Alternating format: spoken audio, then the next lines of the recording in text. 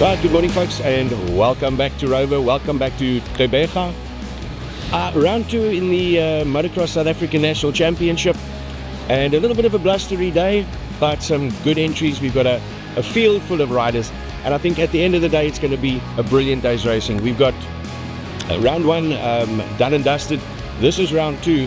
We're going to be heading for round 3 very shortly after this, but today I think the guys are going to start settling themselves down, and they're going to start figuring out who's where in the championship, and then from there on comes the planning on the way forward. So I think it's going to be exciting today. We're all looking forward to it. It's going to be great.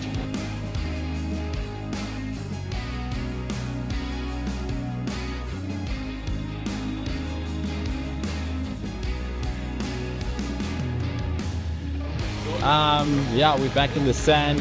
It's always mixed feelings when we come here, but we always leave ending up having a lot of fun, so hoping to do that as well. Just, ride like we normally ride, and just, survive, make as many points as possible. But yeah, looking forward to it. It's going to be a good challenge, and yeah, should be good. Yeah, not here to take part, here to take over, and yeah, should be a good day. MX2 class, well, yeah, just let's go.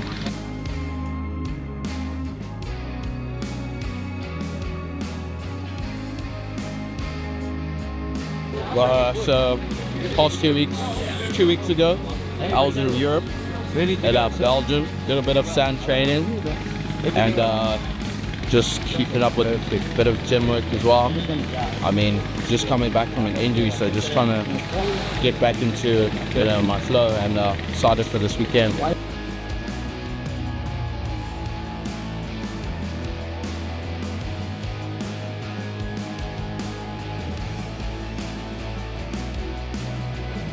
How are you feeling, bro? What is the prep like?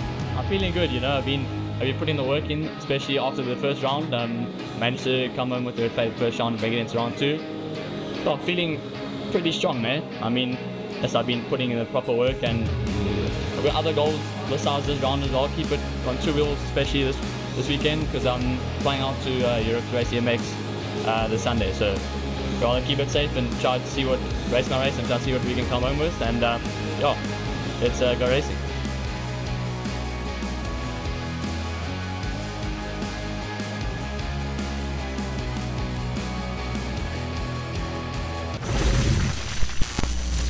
After an epic battle at round 1 at Legends, the South African National Motocross Championship, sponsored by TRP and their associate sponsors, made their way down to Gqeberha and to the Rover Motocross Club for round 2 of the SA Championship for 2024.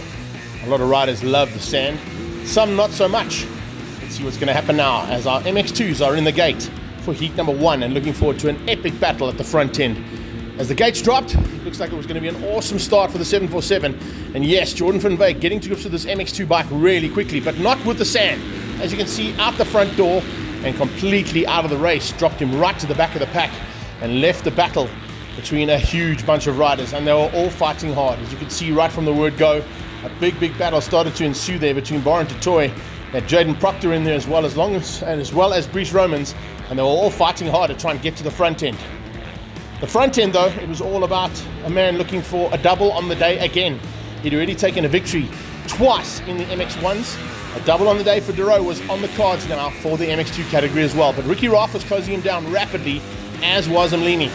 Maloney coming along for the ride and pushing hard to trying to find a way up to the front end. He had Luke Grundy in close attendance and Boran Totoy not too far behind. Then the rest of the pack streaming in there for the top 10 all over. Colmeyer just outside that top 10, trying to get up into that top 10 and pushing it to the limit, but also finding it very difficult. The recovery road was a big one there for the 747, but Van Wyk didn't give up.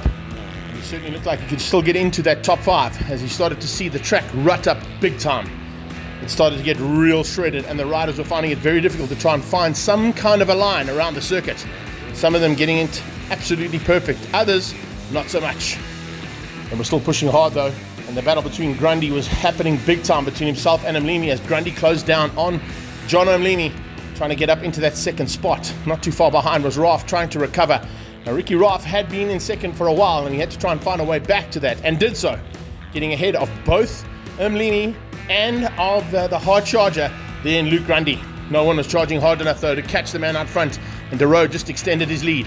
Roth eventually got back up into second place and was pushing hard to try and hang on to that second spot with some pressure coming from behind from Maloney and from Grundy. Grundy was putting the pressure on big time. The man out front though looking for a double-double. 2 wins in MX1s already, 2 wins in MX2s were certainly on the cards. Ricky Roth in second place, opening up a little bit of a margin now, but you could see the ruts were starting to be a big factor. And you had to try and find the right line to ensure that you stayed upright. Unfortunately, coming down into one of the closing turns, Roth went down, Grundy went around the outside of him, and just to top it off, a little bit of roost there coming from Maloney straight into Ricky Roth's face. That's not what you want to be finishing up with, that's for sure. A big mouthful of the Rover sand is not the nicest thing to end up with. The battle was not done though, and you could see even Baron de Toy was pushing it to the limit to try and get through.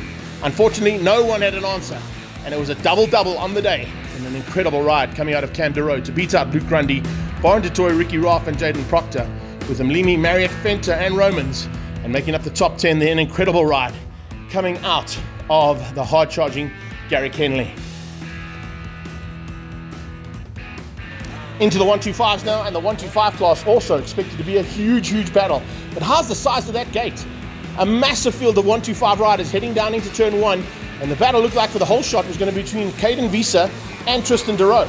De Roe side by side, but Visa hung on only just to beat out de Roe for the whole shot. And as they headed down in towards turn 3 and 4, it didn't take long before the 444 hit the front. Looks like it's going to be a case of the double-doubles here coming out of the de Roe family. Tristan de Roe finding conditions absolutely perfect here for what was going to be an epic battle in the 125s. Jean Visser being forced onto the wall there by the hard charge coming from Thor Johnson on the Monster Energy Yamaha. But you could see it was almost NASCAR style pass there as he put him in the wall on the side of the circuit. Trey Cox was pushing hard, and Coxie unfortunately down in third place wasn't loving life as much as he was at Legends at the first round. So a little bit of work to do there for Trey Cox, but needless to say, it's still a long season to come. Another man who battled in the sand was Ryan Adler. He, remember, took one of the first heats of the race championship season for 2024. And down in the sand here in Gqeberha, it just wasn't working out for him nicely. Trey Cox with a final look of intent there, but the look of intent wasn't good enough to get into the front end. And it was a case of the doubles there for the de Roes. Tristan taking it from Caden Visa, Trey Cox, Emmanuel Bacco, and Jean Visser, the top 5 overall in high school.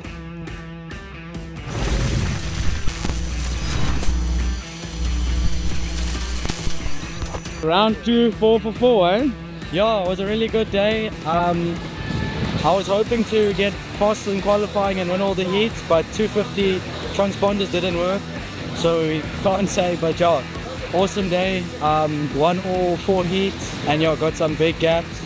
Yeah, I just love this place, and yeah, made the most of the day. Had some problems in the MX1 first heat with my suspension, so decided to ride the 250 in the second heat, or 450s. Got a bad start, the gates double jumped and had to come through the pack, but still got to the front and managed to pull a gap on the guys. So yeah, all in all a really good day, and yeah, had some fun out there. Awesome, man. And round 3, Bloom?